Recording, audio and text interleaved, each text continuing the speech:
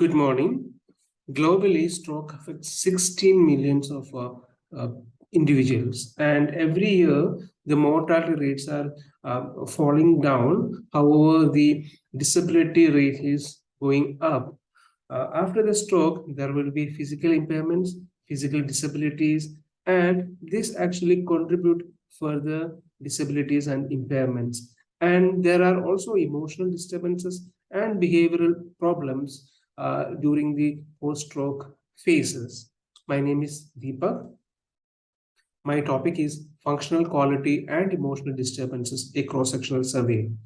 The success of the post-stroke physiotherapy treatment plans requires both attendance at treatment sessions and adherence to the exercises that are to be completed under supervisors in the individual's own time. Approximately 65% of the individuals are likely to be non-adherent to home exercises and 10% fails to complete their prescribed course of physiotherapy. This actually increases the amount of disabled patients.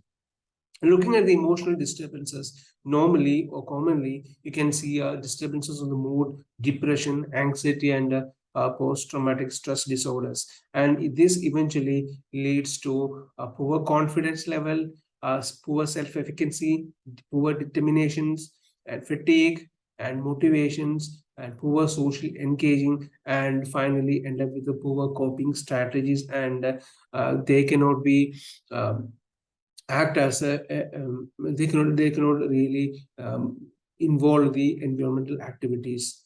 Now, my main objective of the study is to measure the association between the physical disabilities and emotional disturbances on a functional quality of life. Methodology is a cross-sectional survey study. Study location, physiotherapy outpatient department rehabilitation unit, HUKM. Both genders were included with the age range between 30 to 75, and a patient with clinically confirmed diagnosis of first ever stroke of 2 weeks to 1 year post onset were selected. Sampling method, convenience sampling method, sample size calculations obtained from the previous study. Inclusion criteria are first time stroke, acute and subacute, age 30 to 75, and Mondorial cognitive assessment score 26 and above should be required. Exclusion criteria: aphasia, history of psychosomatic disorders, history of prior stroke, and those who are wheelchair bounded. And assessment tools: all participants' details were collected by using a data collection form, which consists of personal and clinical data such as duration, site of stroke, current medical treatments and education. And also there are two outcome measures, which is EQ-5D-5L and hospital anxiety depression scale. Data analysis where the demographic data were analyzed descriptively, and the correlation was conducted using a Pearson correlation method. EQ-5D-5L, it is a standardized instrument for measuring generic health, and it has 5 dimensions and 5 levels, which are mobility, self-care, usual activity, pain, discomfort, and anxiety, depression. And levels are no problems, slight problems, moderate problems, severe, and extreme problems. And there are second category, which is EQ-VAS, and here we'll be checking the self-rated health on vertical, visual, and analog scales, and between the best health you can imagine and the worst health you can imagine. And this is the EQ-5D-5L. And hospital anxiety depression scales, and it has 14 items, and divided into 2 subscale, which is anxiety and depression scale, and consists of 7 items respectively. And the scores between 0 to 21, and abnormal is 11 to 21. And looking at the results, there are 64 participants, male 35 and female 29. Post-stroke durations, majority of them are below 6 months. If you look at the age group, again, 40 to 59 age group is common. EQ-5D-5L under mobility, again, moderate problems are 22 and severe problems are again 22. Self-care, it is slight problems 16 and moderate problems 31.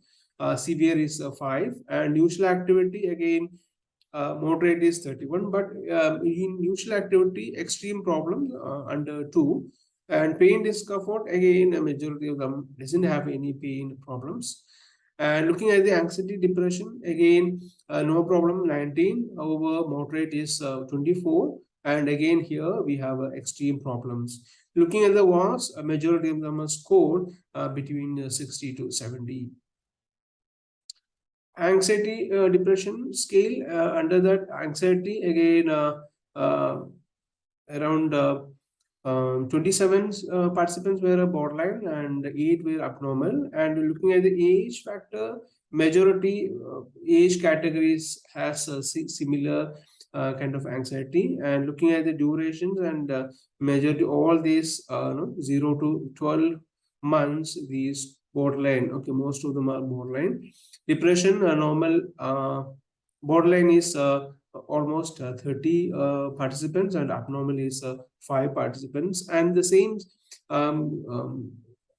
things we can see in under the depressions, which is age category almost similar, and even the post-op durations almost similar throughout the post-op durations. Looking at the correlation table, we have mobility, usual activity, especially pain, discomfort, and anxiety depressions are correlated, shows correlations. And especially if you look at number 10 and 11, which is anxiety and depressions, this mobility, usual activity, and pain, discomfort is correlation with anxiety and depression. So this actually gives a thought that definitely these anxiety and depressions, emotional disturbances are really have influence on the mobility and the usual activities.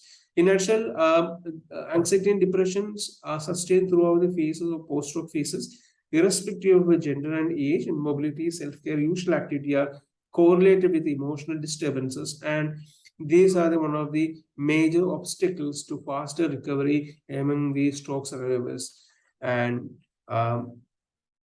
the rehabilitation providers will consider embedding proper assessment before starting the management, and we can also include a proper management or refer appropriate specialists for the emotional dysfunction to provide an added benefit to overall rehabilitations.